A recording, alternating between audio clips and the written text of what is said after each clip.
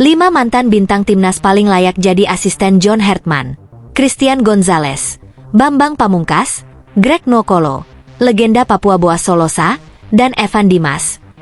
PSSI diminta gerak cepat jelang FIFA Series. Nama-nama besar ini bukan sekadar legenda. Tenang dulu. Jangan melihat ini sebagai nostalgia murahan atau romantisme masa lalu. Karena yang sedang dibahas bukan siapa paling terkenal, tapi siapa paling relevan untuk kebutuhan timnas Indonesia hari ini. FIFA Series Maret tinggal hitungan minggu. John Hartman sudah datang membawa standar internasional, metode modern, dan disiplin tinggi. Namun bahkan pelatih kelas dunia pun tahu satu hal. Tanpa jembatan lokal, gagasan besar sering gagal mendarat. Itulah kenapa PSSI dan Erick Thohir mulai mendorong satu keputusan penting: menghadirkan asisten pelatih lokal dari kalangan mantan pemain timnas yang benar-benar paham medan perang sepak bola Indonesia. Dari sekian banyak nama, 5 ini muncul bukan karena popularitas, tapi karena logika. Christian Gonzalez bukan hanya mantan striker, ia adalah simbol konsistensi dan profesionalisme lintas generasi. Membela timnas Indonesia sejak 2010 hingga 2016, Gonzalez merasakan langsung kerasnya tekanan publik, ekspektasi tinggi, dan minimnya margin kesalahan bagi penyerang. Ia mencetak gol di momen-momen krusial, membawa Indonesia melangkah jauh di Piala AFF, dan menjadi tumpuan utama saat kepercayaan publik sedang rapuh. Pengalamannya sebagai penyerang asing yang kemudian dinaturalisasi memberinya sudut pandang unik. Ia memahami standar internasional sekaligus realitas sepak bola Indonesia. Kelebihan Gonzalez tidak berhenti pada naluri mencetak gol. Ia paham positioning, pergerakan tanpa bola, manajemen emosi striker, hingga bagaimana menjaga fokus saat peluang datang hanya sekali. Jika masuk ke tim Hartman, Gonzalez bisa menjadi mentor langsung bagi striker muda yang sering gugup di laga besar. Prestasinya sebagai top skor liga berulang kali menunjukkan bahwa ia bukan sekadar legenda masa lalu, tapi figur teknis yang kredibel hingga hari ini. Bambang Pamungkas adalah representasi kepemimpinan sejati. Pengalamannya di timnas Indonesia mencakup lebih dari satu era, lebih dari satu generasi pemain, dan lebih dari satu periode krisis. Sebagai kapten, BP memimpin bukan dengan teriakan, tapi dengan contoh. Ia hadir di saat tim jatuh, berdiri di depan kamera saat kalah, dan tetap bertahan ketika banyak yang memilih menjauh. Pemahamannya tentang dinamika ruang ganti timnas tidak tertandingi. Ia tahu bagaimana ego pemain bekerja, bagaimana tekanan media bisa merusak fokus, dan bagaimana membangun solidaritas di tengah situasi sulit. Kelebihan Bambang Pamungkas sebagai calon asisten pelatih adalah kemampuannya membaca situasi psikologis tim. Dalam struktur Hartman yang disiplin, BP bisa menjadi penyeimbang emosional. Prestasinya sebagai pencetak gol terbanyak sepanjang sejarah timnas Indonesia adalah bonus. Tapi nilai utamanya ada pada wibawa alami yang tidak bisa dilatih.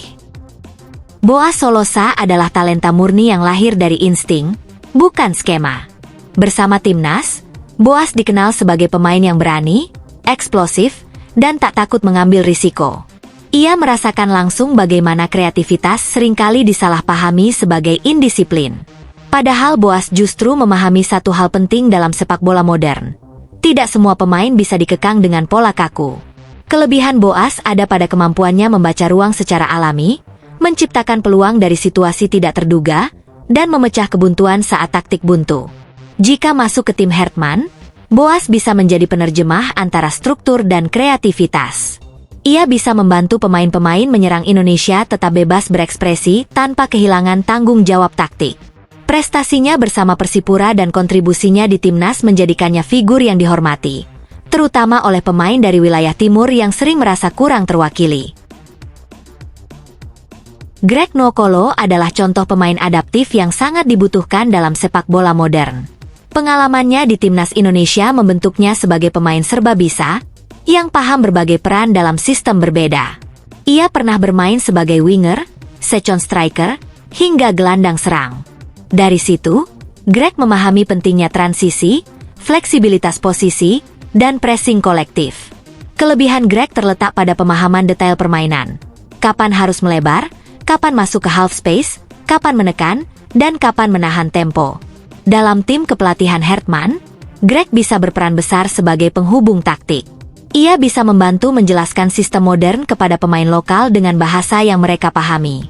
Prestasinya mungkin tidak selalu viral, tapi kontribusinya konsisten, dan konsistensi adalah fondasi tim besar. Evan Dimas adalah wajah regenerasi. Pengalamannya di Timnas Indonesia dimulai sejak usia muda, memimpin Timnas U19, lalu berlanjut ke level senior dengan beban ekspektasi besar.